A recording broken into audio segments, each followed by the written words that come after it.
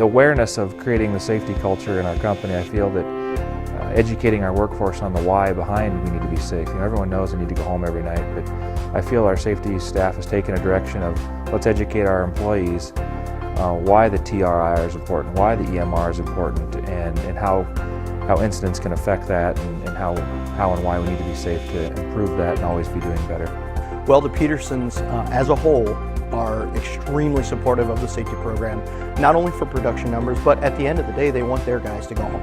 And I think that is probably the biggest point about all of it, is that they want their guys to go home at the end of the day and spend time with their family. I've been doing this since the 80s, and it has changed a great deal over the years.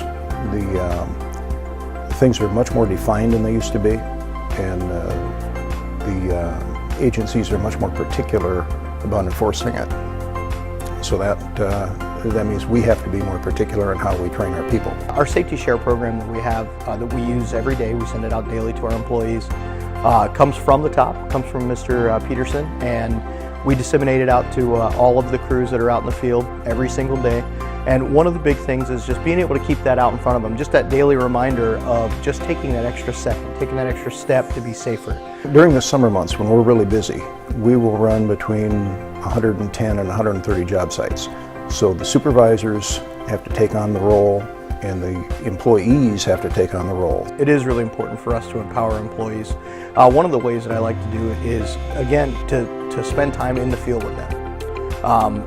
Give them the ability to tell me what they want or what they need to do their job safer. And then it's my job as a safety director to help implement that and give them the tools that I can to keep them safe in the job. The bottom line is we hate to see any of our people get hurt. Our foremen that really buy into the program. The idea there is to implore them to be part of that safety team. Not just the foreman, but every single employee, from the brand new guy to the guy who's been here for 40 years. They have to be part of that program too. It doesn't start with me going out to the job site. It starts with those guys doing their job every single day, being cognizant, paying attention to what they're doing, and getting on their vehicle at the end of the day and going home.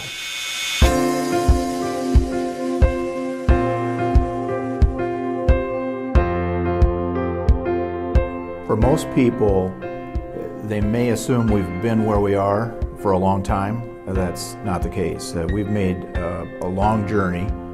It started almost a decade ago when we decided that we had to turn the big ship and figure out how to become more of a employee-based safety culture than a compliance-based culture. We did realize, 10 years ago that it's not about compliance, it's about culture. And just having safety professionals that are safety cops and reviewing what you did wrong with OSHA standards is not the way to be. You got to change your culture. From a field standpoint, safety and production at first, it didn't work out too well. It actually didn't increase production. It kind of took it a step back.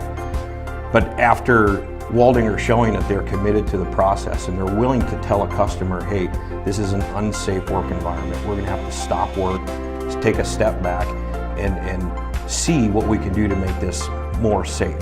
And then after that becomes second nature, then production follows right behind it. A lot of people think that when we use the term safe production, we are suggesting that we're slowing down for the sake of safety, and the reality is it's completely the opposite. Maybe in the compliance days, we used to kind of separate things. Now, safety starts in the estimating process, also moves into our very early turnover meetings where we talk production, fabrication. Those discussions about safety are built into those conversations. If you don't do that, you don't really, it's an afterthought. So you really have got to build those in early on. I think the biggest significance of the shift in philosophy or culture is on the management. The people that work for us in the field or in the shops have never been resistive to being safe or to safety practices. If anything, it's about getting all of the management engaged and supporting the field. At the end of the day, isn't it really about going home to your loved ones? I mean, nobody really likes to be told how to do their job. Nobody likes change, but it's a culture now that is not just in the construction field, it's everywhere. And in the most extreme example, I'd say everything we're doing to move the work from the field to the fabrication center is probably the biggest shift in mindset. We know that working in a production shop is going to be a safer environment. We know we're going to eliminate a lot of lifting and moving object type injuries. So I think the biggest shift for us is anything we can do to take the risk out of the field where we can control and manage it, whether it's for production or safety, is probably the biggest change. And the winner of the 2018 Outstanding Company Safety Achievement Award in the Specialty Contractor category is Waldinger Corporation. Please come to the stage to accept your award.